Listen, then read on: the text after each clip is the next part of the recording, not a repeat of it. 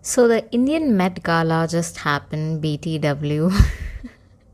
I mean, there was this new culture center that just opened up in Mumbai called the Nita Mukesh Ambani Culture Center, NMACC, just the other weekend with some of the biggest stars making an appearance, of course, thanks to Dior fashion show that just happened right before the opening day.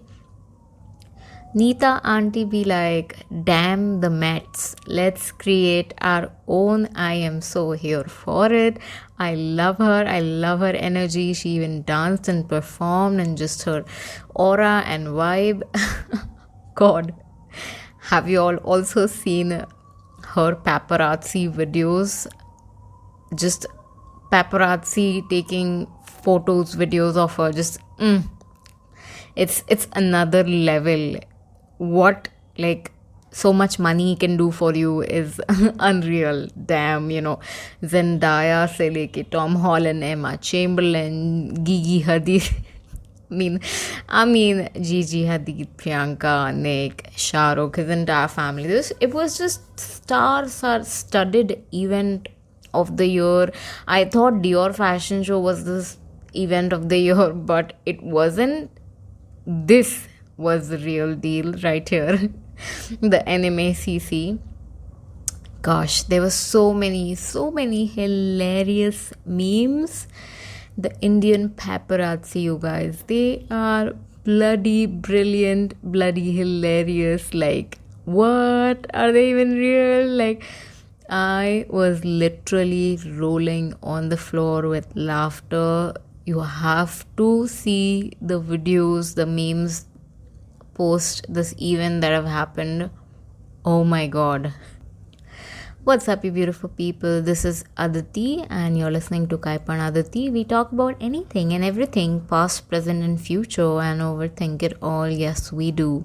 I'm going to stop here and take a minute for you to go hit the follow button, leave a review for this podcast. It will help me out a lot. New episodes come out every Sunday at 11 a.m. Again, thank you so much for sharing your time with me. It means a lot to me. Alright, yeah. Tell me something. Who pays on the first date? Here's what I feel. No matter who asks who out, I think men should pay as a form of chivalry. I have went back and forth on this so many times, you guys. Whoever I've gone out with so far in this lifetime, 29, 30 years, whatever, the guy always have paid for the meal. Now it could be my brother, my dad, whoever, in a setting, in a lunch setting, in a dinner setting, whenever we go out, or even if it's a date. How many I've even went out on dates with, the guy pays, and that's that. Like, yehi so far chalte aaya hai, and I did not ever have to worry about it. It's not about being feminist or paying equally. It's just, मुझे ऐसा लगता है कि chivalry has sort of died over time. When a guy pays for the meal, it's this feeling of, I've got you, boo. As long as I'm here, you've got nothing to worry about. It's this feeling, I see it, I appreciate it, I need more of this masculine energy in my life. The person who's here to take care of me, and so I don't have to worry too much about running on my masculine energy. Like, I hate cheap people, first of all. But then the question is, अगर वो यहाँ पे कंजूसी कर रहा है तो आगे लाइफ में भी कहाँ वो कंजूसी करेगा, right? So, yeah, there's a lot to think about. Yeah, what's funny? My first date ever back in 2017, that guy paid for the pizza, and I did not even think about it until this current date slash situation happened. So I remember that guy. So I offered to pay, and he said no, it's fine, back in 2017. And now that I look back on it, I appreciate it, and I wish I had given him a second chance. That's just my bad. My bad. It's bad on my part. Okay, back to the present. So, just to give you a context, I went out on a date, finally taking this one off from the things I'm too scared to do while I list. This guy was sort of multi-millionaire, just FYI, to give you a context. He works in the US, his parents are working as well, and so basically he asked me out. He did not eat.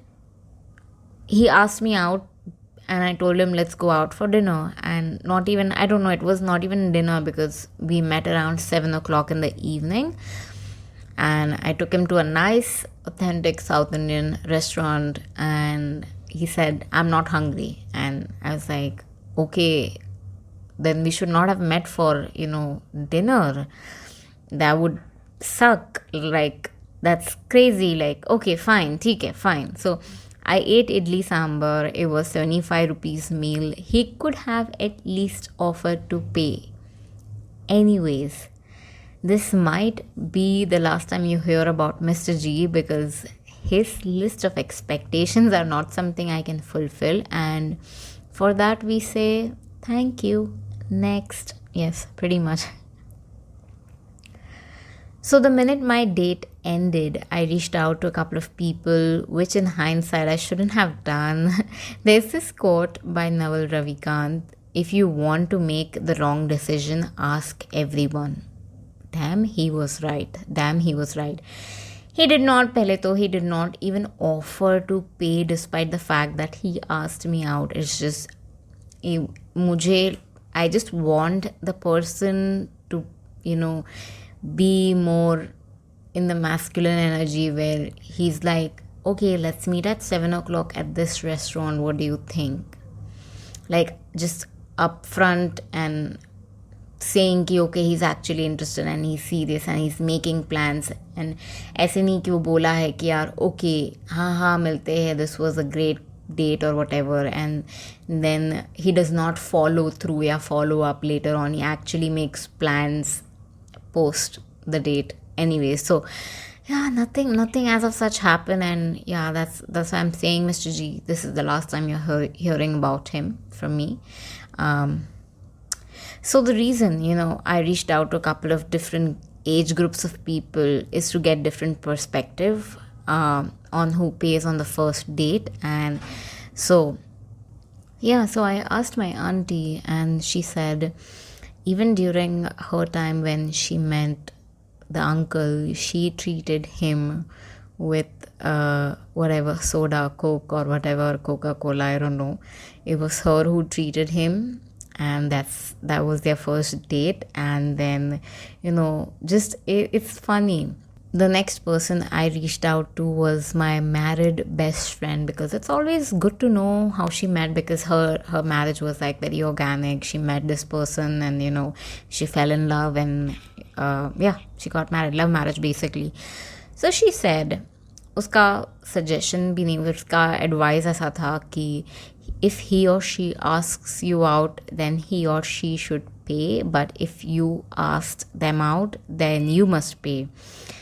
I sort of disagreed, because I want that old school romance where men pay for the meal and treat her well, open the car door and all of that jazz. My friend says when a guy pays for the meal, that means he is expecting sex or some form of intimacy out of that exchange. And here I am questioning, is this true? Is there no chivalry left? Or have we stopped educating our men in general? I am a feminist, so y'all might be like, Aditi, where is the equality? Split the bill. Yeah, no. I mean, I can afford to wine and dine you at this 5-star, 7-star restaurant, luxury restaurant, whatever.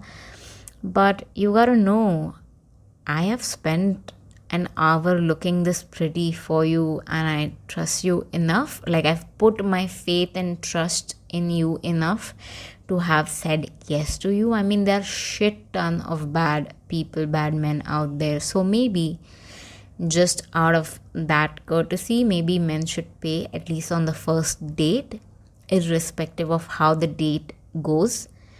And maybe, just maybe, if the woman likes you enough, she might plan out the next date and treat you well. Yeah. That's my honest, opinion on this. My friend counter argues with me on this, that he did not ask you to get dressed. I was like, yeah, fair enough. But again, I would not show up in my ratty ass sweats and pajama and call it a day, right? The guy would be like, what? ये तो photo में ऐसी है पर ये real में ऐसी है, and she did not even put in effort. Trust me. The first thing, जब आपको किसी पे क्रश होता है, it is never because you actually talk to that person. It's always first the eyes meets the eyes. You check that person out, check if he or she is cute, what she's wearing, does she look hot, is she sexy, whatever.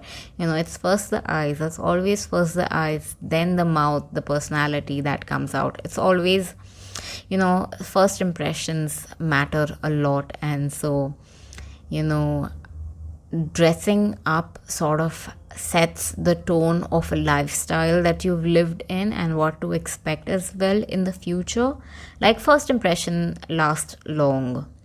So we ended our conversation, me and my friend, declaring the situation as it's complicated. DM me on Instagram at Aditi he or Aditi hi. Who should pay on the first date? DM me, let me know. Okay, on to something lighter. I have been binging a lot of incredible TV shows that you need to know about, like, right now. This specific show has officially left a very big dent, very big hole in my heart. I just finished watching Daisy Jones and the Sixth. The show was roughly inspired by Fleetwood Mac, a real life rock and roll band from the 70s. But this show, I was literally in tears by the end of the season. Like, I knew how it was going to end. Every booktuber had warned me. Ye Aditi, unke stories pe ke last episode got them real bad, and I did not believe in them. And last episode rolled in and I was just crying and okay, anyways, but it was so good. It was just so freaking good. So the show is based on this book titled the same name, Daisy Jones and the Sixth, by Taylor Jenkins Reid. Here's something funny. 4 to 5 books of her are already acquired by big production media houses, and we are waiting on the dates and the cast announcement to happen. Like, there's Daisy Jones, of course, jo ban chuka hai. You can check it out on Prime Videos right now. There are other books jo hai. I think there's 7 Husbands of Evelyn Hugo that is being turned into either a TV show or a movie. There is Malibu Rising that got acquired. Carrie Soto is Back got acquired. One True Love got acquired. I'm just excited about what this woman has to write, Taylor Jenkins Reid, and just good literature, good just, I love it. Good drama. All right, yeah. So while I was researching about this show, it was the first fictional. So if you all don't know, Daisy Jones and the Sixth are a musical band. वो लोग बनते हैं. The Sixth is a musical band. They meet Daisy Jones and they form a collaboration, and that's basically their journey. So this was the first fictional band that was breaking records and was trending number 1 on the charts as I was researching on Wall Street Journal. Like, the songs were actually sung by themselves, and the lead actor who was playing Daisy Jones is, funny enough, granddaughter of Elvis Presley. How cool is that? Oh my god. I'm telling you, the show is really, really good. There's another show that I recently binged watched, The Daily Alaskan on Disney Plus Hotstar. Again, you gotta stop whatever you're doing. Just watch the show. It was so good. Hilary Swank works as a journalist to find who murdered this native Indian woman, Gloria Nunmeck, in Alaska.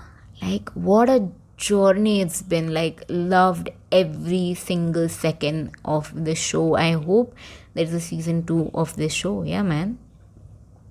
There's also, let's talk about thoda sa fashion, because Levi's jeans are finally here in India. No, I mean the 501 जो है line उनका, the original line is finally here in India. Initially, jeans are not supposed to stretch. Like, they should not be stretchy in any way or form. Like, the original jeans do not stretch, and if they do, probably usme spandex stretchy material hai, which takes forever to degrade. And so I'm exceptionally happy about 501s to finally enter the Indian market. Like, cannot wait to get my hands on it. I'm so excited. There's another brand called Shop Drawn. If you love colors, then you need to check them out. Their collection just dropped for pre-order, and oh my god, I love the colors. They're just summery, very light and airy and fluffy and very happy. Like, the colors make me so happy. Just, you want to check out the brand. This is Aditi, and you're listening to Kai Pan Aditi. Thank you so much for sharing your time with me. I will see you in my next episode on Sunday at 11:11 a.m. Bye.